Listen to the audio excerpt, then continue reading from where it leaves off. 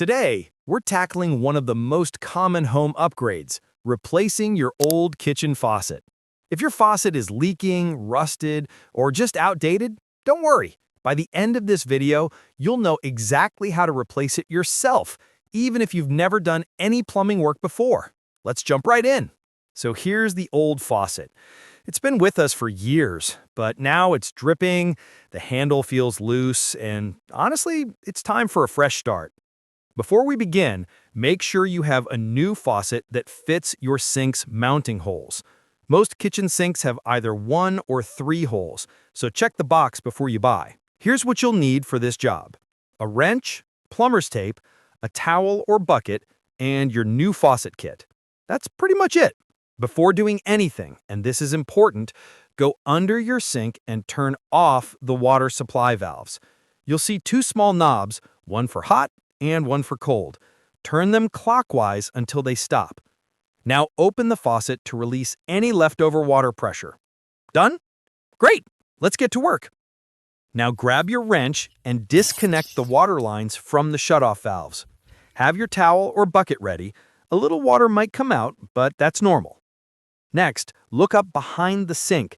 You'll see nuts holding the old faucet in place. Loosen those using your wrench or basin wrench. Once the nuts are off, the faucet should lift right out. If it's stuck, wiggle it gently. Years of buildup can make it feel glued down. Take a minute to clean the area where your old faucet sat. You'll probably see some grime or rust marks.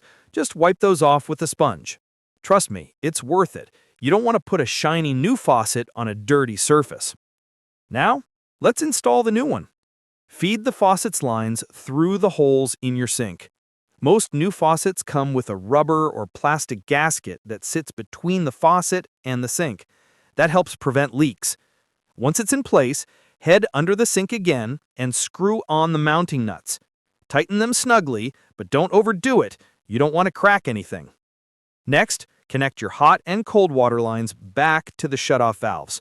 Wrap a bit of plumber's tape around the threads first. It helps seal the connection. Tighten everything with your wrench until it's firm. Again, not too tight, just secure. All right, moment of truth. Slowly turn on the water supply valves under the sink. Now turn on the faucet. Check under the sink for any drips or leaks. If everything's dry, congratulations! You just replaced your own kitchen faucet. Take a second to adjust the faucet handle and sprayer if you have one. Make sure the water flows smoothly from both hot and cold sides. And that's it. Your kitchen just got a small but satisfying upgrade.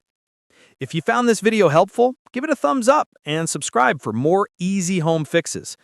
And if you're shopping for a new faucet, I've linked a few of my favorite options down below in the description, from budget-friendly to high-end ones.